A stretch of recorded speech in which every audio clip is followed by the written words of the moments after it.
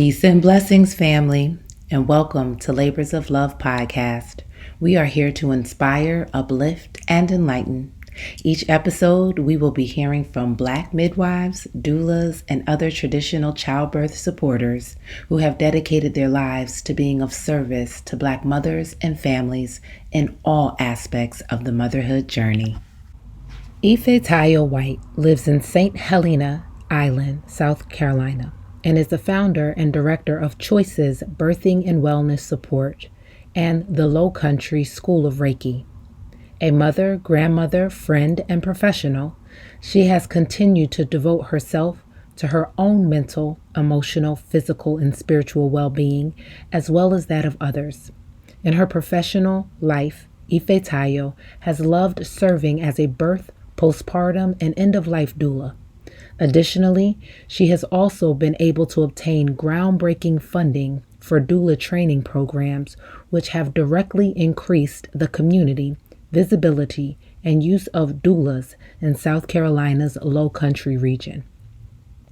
Ifetayo is a sought-out national advocate for children and has worked with children, families, teachers, and staff in community mental health programs. As a consultant with Early Head Start in 2 states, she facilitates trainings for teachers, parents, staff members, and program directors in self-care and wellness practices, as well as early childhood mental health insight. More recently, Ifetayo facilitated sessions on vicarious trauma and self-care practices at the CDC training for nurses, doctors, and hospital administrators whose focus is the collecting and reporting on maternal mortality data. Ifetayo has been teaching and practicing Reiki for more than 25 years and has recently been attuned as a Shinpiden Reiki master by a teacher of the traditional Japanese practices. This work and her training as a massage therapist and Jinshin Do acupressure practitioner created the container for her practice as a somatic healer of traumatic memory stored in the body. Her returning home transformational mentoring program has provided a bridge for individuals to explore the trauma and fears that prevent them from living their lives to the fullest. As a longtime meditation practitioner and instructor, Ifetayo has offered countless meditation sessions for children and adults in person, at events, and during telephone workshops. Several of her guided meditations can be found on the meditation app Insight Timer. Now, Ifetayo offers her 30 years of experience as a workshop/retreat facilitator and presenter, mentor, Reiki teacher. To enjoy the balance of life, Ifetayo enjoys spending time with her 2 daughters, grandchildren, and friends, writing, women's circles, swimming, and being in nature. Welcome. So welcome, welcome, welcome. Thank you so much. I am so grateful that you accepted the invitation to be on Labors of Love podcast. I really feel like we can't have these conversations and dialogues enough. What were your messages around birth, pregnancy, labor, delivery, growing up prior to any introduction into formal education around it? Truthfully, it was, I think, hilarious at this point because I had no clue what was happening for a very long time until a friend of mine in the 8th grade became pregnant, and I swear to you, I still believed in stocks, believe it or not. This was the story, the myth in my family. Okay. And so when she told me how she became pregnant, it was quite appalling to me. And but for me, being the type of person that I am, Hafeeza, I'm a researcher. I love to know. I love truth, Yeah. and that set me on a journey to find out the real deal, to understand um, how conception happens. Okay. Uh, I'm the oldest of four of my mother's children, and the oldest of four of her sisters. Her sister had four children. I'm the oldest of all of them, and they all were having babies. That my mother and her sister, and I had no clue. Oh, yeah. So So there then were intimate people around you, but the whole process was still in somewhat wrapped in folklore until thank you. Yes, until the reality hit, and someone kind of lifted that veil. yes. So is that when you started your research, or was there still some time in between that of Well, gray I started research, on um, a ninth grade level, Okay. to the Yeah. extent that I could, and a lot of that included reading novels about girls and women and being in relationships and with boyfriends and stuff So I was getting a lot of inside information Right. from somebody's stories, but I also was very I loved libraries because we didn't have computers to research and Google at that time. So I did a lot of taking books out of the library or going to the library to read. But actually it wasn't until my own birth, I'm assuming of my first daughter, Yeah. that really the my eyes were truly opening up. And at the time, I was still very much in the tradition of my family to follow the medical world as far as uh, the experts of knowing everything. So I surrendered my whole self and my whole pregnancy to a doctor in Boston at that time, is where I was living with my children's father, and I had a miscarriage, and my first my first pregnancy terminated at 3 months in a miscarriage, and this doctor said to me that I had to take these hormones for 9 months because I had had a miscarriage. And little did I know that the hormones that I was taking was DES, or diacetyl, which they eventually, um, when my daughter was born in 70, is when the news broke in the newspaper that this hormone had been had resulted in cervical cancer of the female offspring of the mothers who were had been prescribed this hormone. And the doctor, no one, it was never in the press, and the doctor never had said anything to me, of course, about it.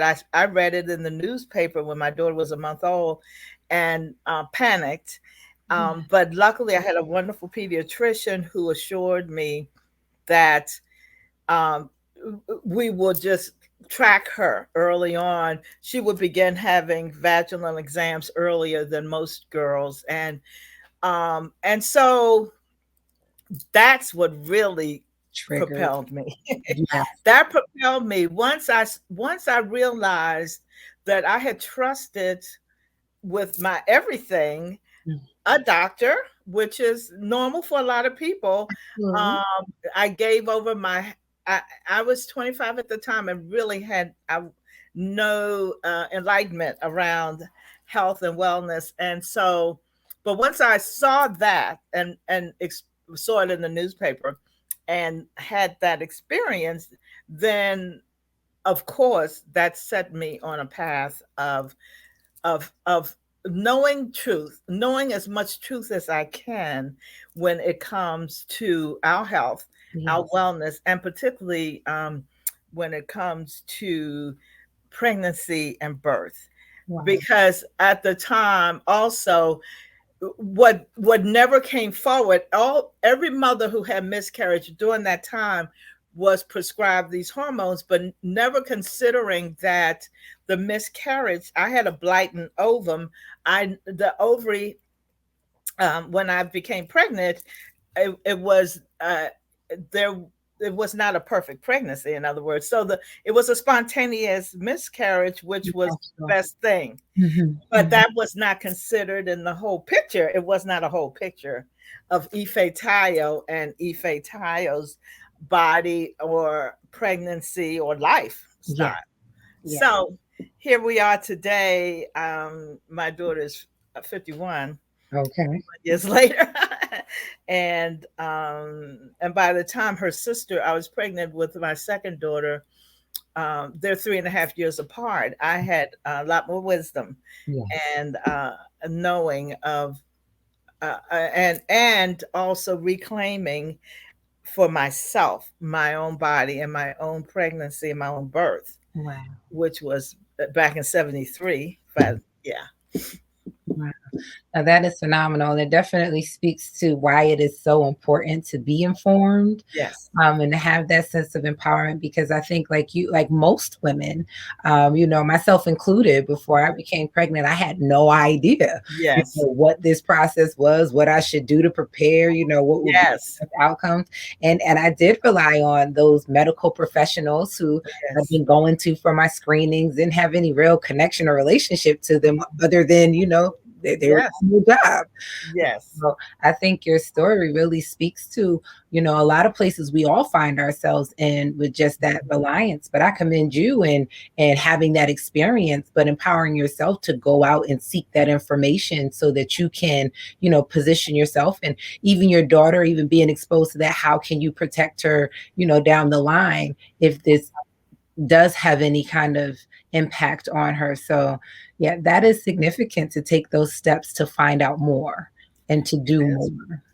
Well, it's significant, but also look at the picture of there was nothing that would prompt me to even research that, because it was maybe this day and age I would have if the doctor prescribed something for me, but there was nothing in the press. It was all pretty hidden at that time about what they made sure that there was only so much information given, and then all of a sudden it blew, so that it was all in the media saying we now have discovered, but all these years they had been doing research. So it is. I'm agreeing that we should get as much information as we can, and and also I'm just a pro doula person, because we can't do everything ourselves. We don't even know sometimes where to go for the information. And I truly just believe that we need to have somebody else with us, or some others. I truly agree, especially in such a vulnerable time, right? Like it's hard to think straight when things are, normal. So to be in such a vulnerable space, definitely to have advocates and other supporters and people have your best interests at heart surrounding that definitely lends to just a overall more smooth transition and experience. So is that what transitioned you into birth work, or did the health and wellness aspect bring you to a different point in your life? So where did that information take you, and at what point did you connect that to supporting other women in their process? It's so interesting you asked me that, because now I'm actually thinking about this maybe for the first time, that it was a big gap. I became a doula at the age of 60 or 61. Wow. And my first daughter was born when I was 25.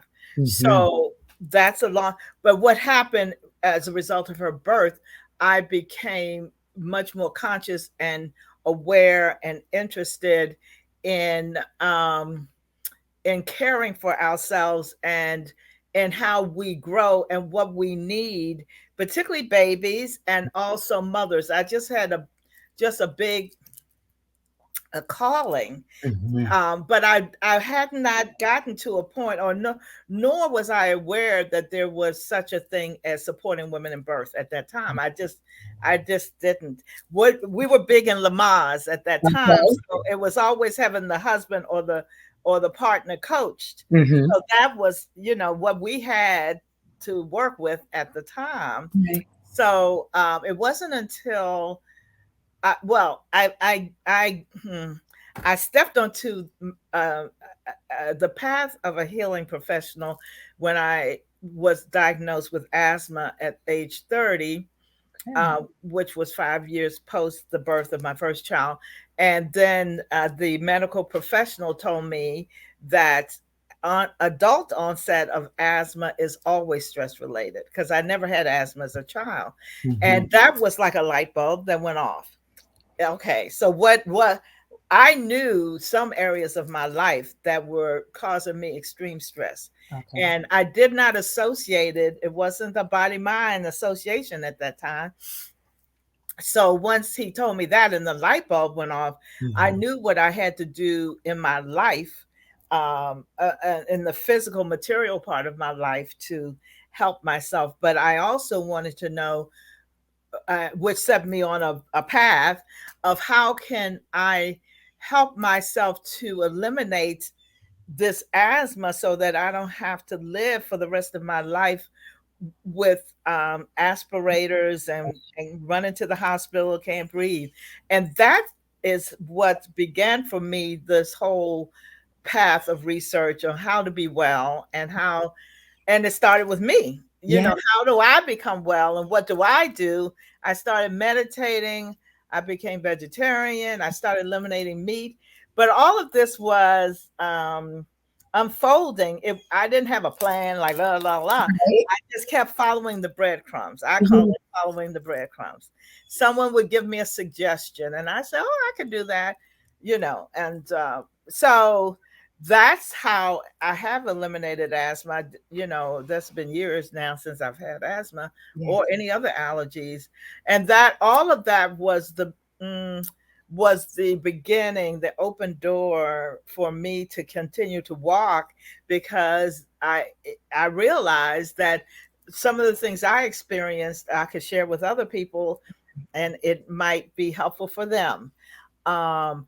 I think, well, I had shared with you, Hafeeza, that I eventually began working full time in pediatric mental health, and for 10 years I worked with children in the mental health system, and so at some point I was working with teenage girls, and there were two girls on my caseload who had become pregnant. And at that point, I had heard about doulas, and this was in 2000, around 2000, and I had heard about doulas, but I hadn't been trained. But once I realized that what a handful they were in just everyday living, that for them being in a hospital with medical professionals, they were really going to be vulnerable to everybody's feelings and methods. So that inspired me to become a doula so that I could attend their births and be there with them to support them with their births. And so that's how that big door opened. That is such a beautiful story. And usually I like stories at the end but that exemplifies like that whole calling. And that's such a loving and nurturing energy for you to, put forth such an effort to be present and supportive and be there for them. So in my mind, I would imagine we're family for life after this. So that's kind of how, the outcome of just being there to support them in that environment. That is amazing. That is amazing. And you probably know the feeling of, I wish that I had this support when I was giving birth. We all the women I know who had not had the support, we realized what a difference it would have made. Absolutely. Absolutely. I can definitely relate to just those vulnerable moments of wishing that there were people surrounding you that, you could rely on without a doubt, that they had your best interests at heart.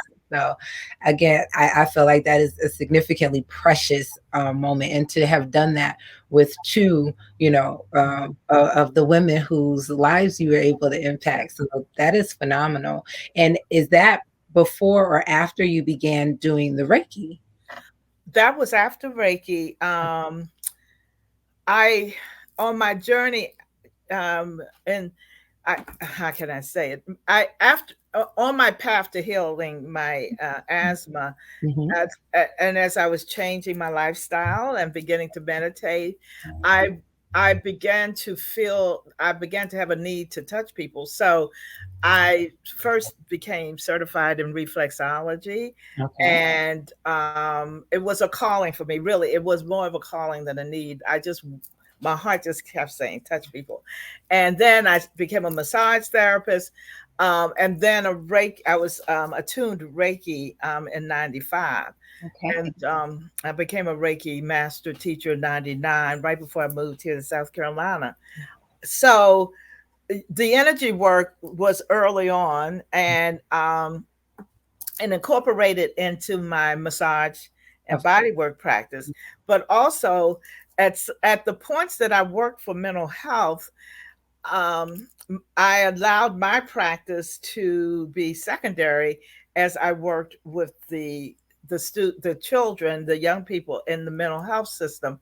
And I at in this particular mental health system, when I became a doula, I was on staff as a case manager, but I was also hired as a consultant to share energy work with children who had been diagnosed with ADHD and with other um, neurological impulse control issues. So I I was honored in that system to be an energy worker also. So it was wonderful to be able to incorporate Absolutely. all of it. So yes, Reiki came, then doula work. Beautiful. So Yeah. just definitely, because I from what I do understand about Reiki, so you could do it from a distance, like if Yes. they're in labor and you're not physically there, Yes. just the setting of Yes. intentions and focusing it. I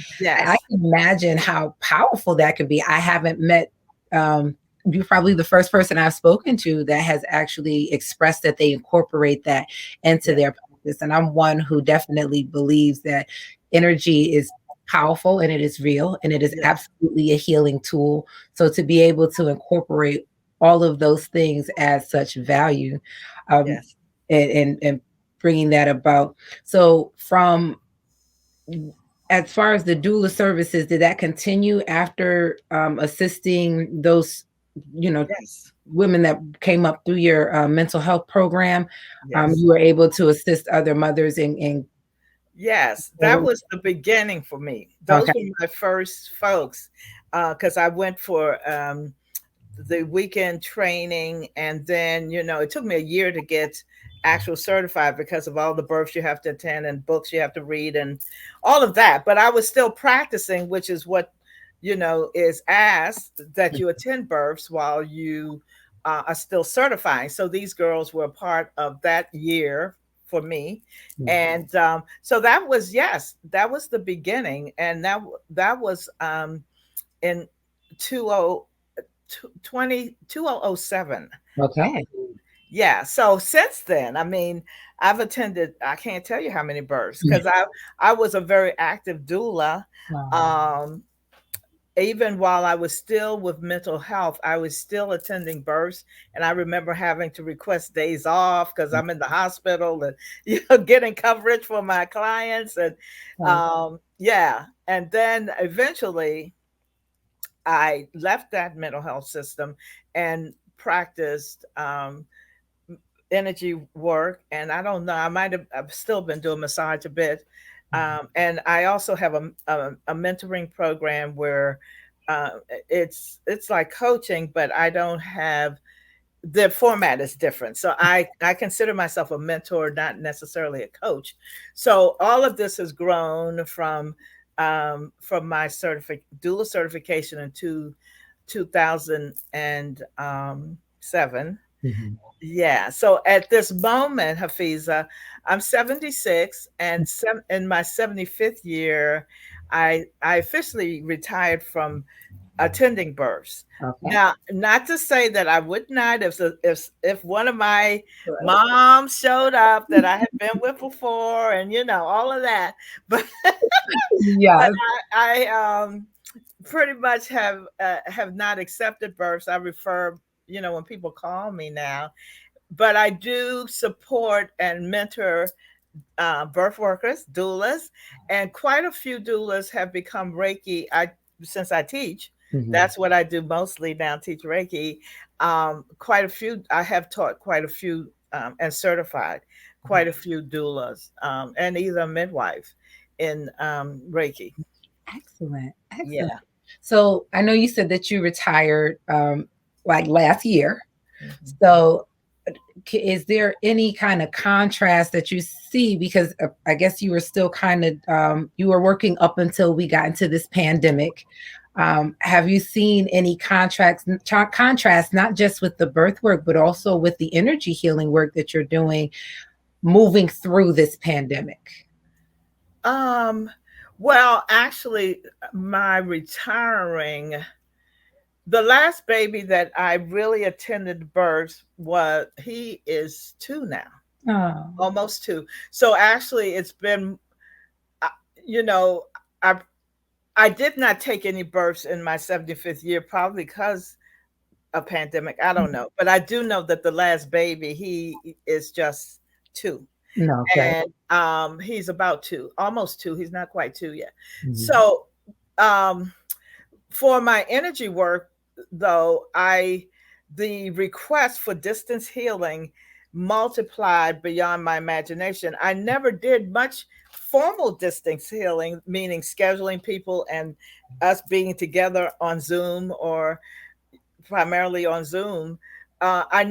Most of my work was in person because I had a lot of people live here and come. But with the pandemic, so many requests for distance healing, Wow. which I had grown to love because I never thought that I would love sharing energy work with folks who weren't right here on my table. Mm-hmm. But I do. I love it. And it's been very effective. And people have gotten wonderful results. Now, that's a little different than sending Reiki to someone, it's the same but different in that you have a formal appointment with someone. You set up an hour or whatever, and you're together. And if I know that someone is having a baby or having surgery or in a job interview or having a PTA meeting, I can just with intention, as I would pray for someone, I can send them Reiki.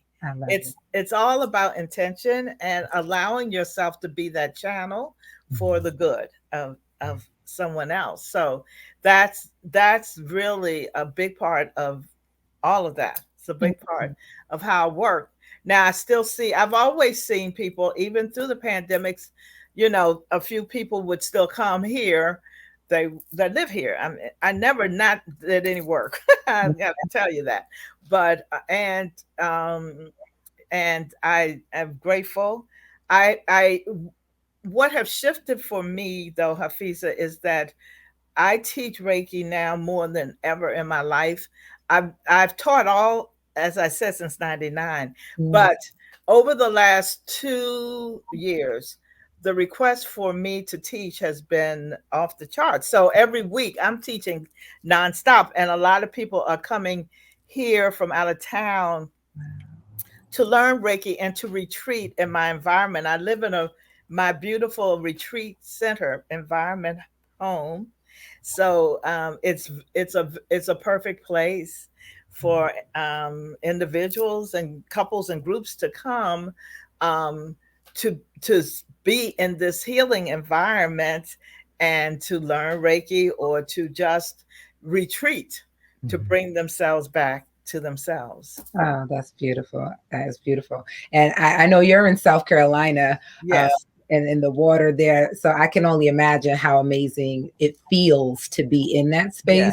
Yes. I would like for everyone to know, I think you touched on quite a few things, but if you can share just what it is that you're offering in this time, some of your websites, some of the courses, if you know that are open to the public Yes. to partake in, and just how can they get in touch with you? Okay. Well, my website is ifetayowhite.co, not .com, but .co. So it's my name with no, just one word, Ifetayo White, as you see it up here in front of me, um, .co. And on my website, you will find all my contact information. Um, my phone number, which is a public, it's my business number. And you can text me or call me. I'm on Facebook. I have my personal Facebook page, which is my name. And then I also have my the page that the business page that's the most popular is the Lowcountry School of Reiki at Nisa's home. And that's another page that I have on Facebook. And that page will give you a price list of my services, because I have quite a few services. And um, Well, yeah. that's excellent. So I'm going to make it easy for our listeners. I'm definitely going to have all of your links Okay. in the description so that they can just click on it. You won't have to try to remember. I know I was rushing for a pen for a second trying to write it down. Yeah. The good thing is the links are going to be in the description. You can definitely just click on that and access all the information. I'm sure there's just valuable resources, and you can find out more about just the programs and the classes. I know there was something over the weekend. I know. So you Yes. really do Yes. attunement, or is that? Okay. Well, attunements I only do in person, and that is a empowerment ritual. Wow. Some Reiki masters will do attunements online. I just personally prefer to do those in person. My daughter and I did have a Facebook Live on Sunday, which was so much fun, talking to Reiki practitioners, and that and the name of that Facebook Live was Attuned Reiki. Now what? Okay. Because a lot of people become attuned.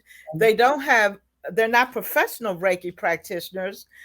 And they want to share Reiki with themselves and their family. And there's so much, much, much more to Reiki than that.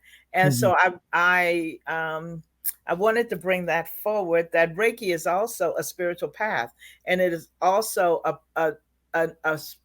a powerful path of self-healing if we practice it that way, with the intention of it being that way. So that Facebook Live also was an introduction to my 21-day program that's about to launch on the 20th.